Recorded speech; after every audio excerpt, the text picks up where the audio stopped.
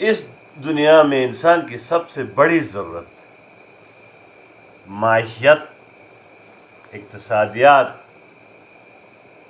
ربوبیت یعنی پیٹ کا مسئلہ۔ ہمارے بنانے والے نے قرآن کے پہلے جو صورت ہے اس میں بھی رب العالمین اقتصادیات کا ذکر کیا ہے، ربوبیت کا ذکر کیا ہے، معیشت کا ذکر کیا ہے، رزق کا ذکر کیا ہے، پیٹ کا مسئلہ سمجھایا ہے۔ اور نبی پاک صلی اللہ علیہ وسلم نے بھی مدینہ میں سب سے پہلے پیٹ کا مسئلہ حل کیا، معیشت کا مسئلہ حل کیا ہے، اقتصادیات کا مسئلہ حل کیا۔ کیسے؟ مواخات کے ذریعے اور میثاق کے ذریعے۔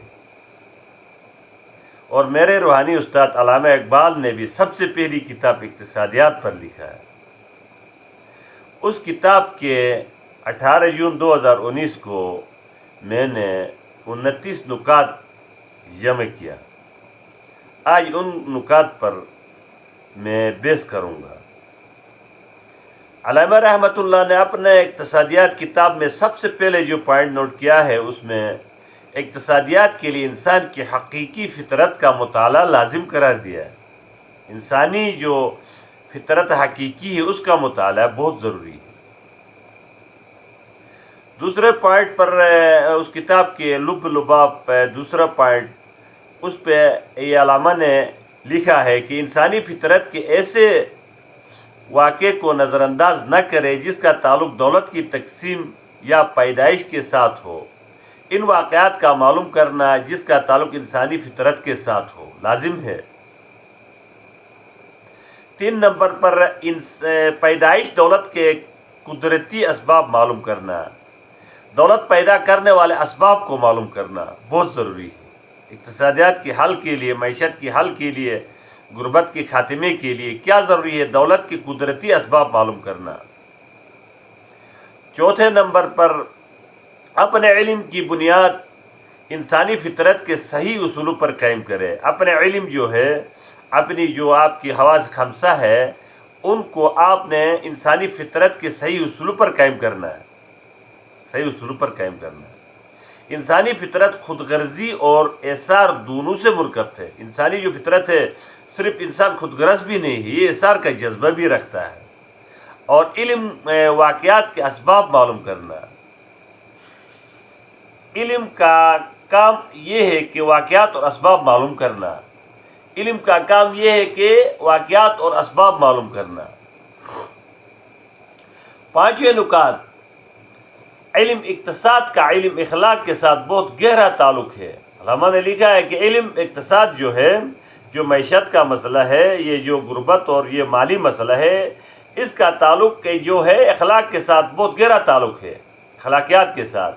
اس لیے اقتصادیات کے لیے علم اخلاق کا مطالعہ ضروری ہے، اخلاقیات کا۔ جیسے رب العالمین کے بعد کیا ہے؟ الرحمن الرحیم ہے، رحمت آ گیا، اخلاقیات آ گیا۔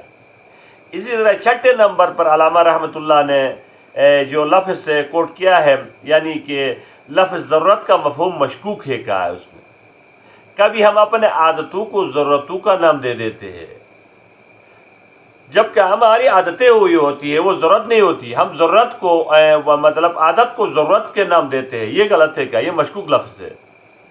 حقیقی ضرورت کو سمجھنا ضروری ہے۔ انسان کی حقیقی ہے، اپنی جو حقیقی ضروریات ہیں، آپ کے گھر والوں کی، خاندان کی، بین الاقوامی لیول پر انسانوں کی جو حقیقی ضروریات ہیں ان کو سمجھنا ضروری ہے کیا؟ اقتصادیات کے لیے، اقتصادیات کے لیے جس شے کو ہم اپنا ضرورت سمجھے ہوئے ہیں حقیقت میں وہ ہماری ضرورت نہ ہو، جس چیز کو ہم ضرورت سمجھے اس کو وہ حقیقت میں ہماری ضرورت نہ ہو، وہ ظاہری ضرورت ہو، ظاہری ضرورت ہو۔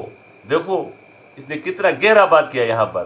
یا رسمی ضرورت ہو، مطلب رسم پورا کرنے کے لیے ہم اس کو ضرورت سمجھتے ہیں کہ لوگ کیا کہیں گے، یہ نہیں ہے کہا اس میں۔ ظاہری ضرورت ہو یا رسمی ضرورت، اس کو ترک کرنا وہ ضرورت نہیں ہے کہا، وہ عادت ہے یا رسم ہے جو تجھے برباد کر رہی ہو، وہی جو آپ کو برباد کرے گا اس نے۔ 6 نمبر کا یہ جو بات کیا یہ بہترین بات کیا۔ مثلا گاڑی گھوڑا رکھنا، سواری رکھنا محض فضول خرچی، ضرورت وہ اشیاء ہے جو انسانی زندگی کو بلا واسطہ ایک اعلیٰ مقام تک رسائی حاصل کرنے میں مدد دیتی ہو۔ ضرورت وہ چیز ہے جو انسان کی مقصد میں، مشن میں، یعنی کہ مقام تک، اعلیٰ مقام تک رسائی حاصل کرنے میں مدد دیتی، وہ ضرورت ہے. مثلا کتابیں ضرورت ہے، فنون مطلب ہنر سیکھنا ضرورت ہے، کرشمے وغیرہ. انسانی ترقی کے لیے اس قدر ضروری ہے یہ جو چیزیں ہیں، کتاب پڑھنا، مطلب سننا، مطالعہ کرنا اور بھی ہنر سیکھنا، یہ اصل میں یہ جو انسانی کو جو ہے انسانی زندگی کو وہ ایک اعلیٰ مقام تک رسائی کے لیے تو یہ چیزیں ضروری ہے. انسانی ترقی کے لیے اس قدر ضروری ہے کہ ان کے لیے اصل ضروریات کو ترک کرنا ضروری ہوتا ہے. یہ جو خاص جو میں نے بتایا علماء نے کہ کتابیں، جو ہنر سیکھنا، کرشمے سیکھنا، یہ تو اہم ضروریات میں ہے کہا.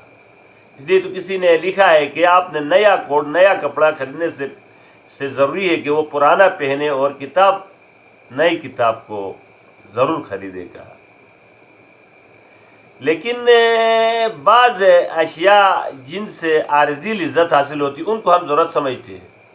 جو بعض مطلب اشیاء ہے جن سے ہماری جو ضرورت لذت حاصل ہوتی ہے ان کو ہم ضرورت سمجھتے ہیں، لذت کو بھی ضرورت سمجھتے ہیں ہم.